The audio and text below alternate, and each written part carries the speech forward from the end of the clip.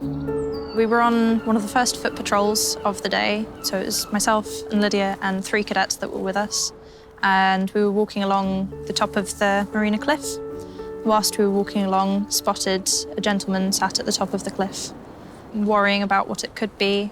I said, I'm going to go over, see if he's okay.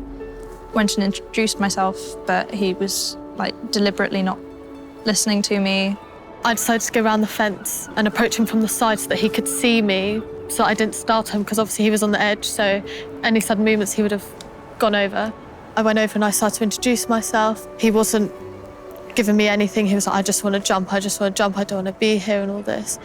So I was trying to establish kind of trigger words that made him feel like that.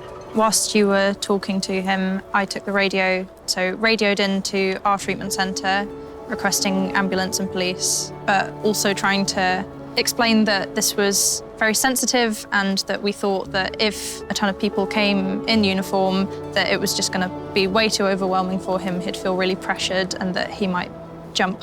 My heart was going. I've never been in a situation like that before in my life. The only thing I could do was talk to him and try and get him to see that there's another way. And there was one point that I thought, he's going to go, and I looked to Lee and I just mouthed, he's going to jump. And I remember my heart just sank.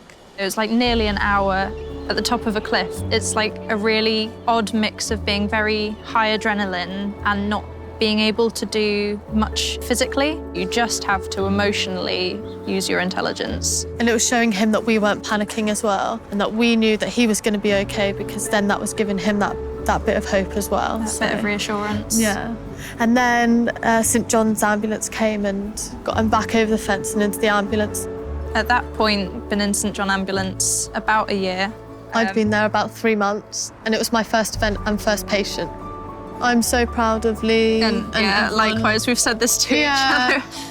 To help get each other through it, definitely. I mean, it's a situation that I'd never wish upon anybody to be put in. We've had each other to discuss with, because obviously we were both there, so who's going to understand it better than your colleague?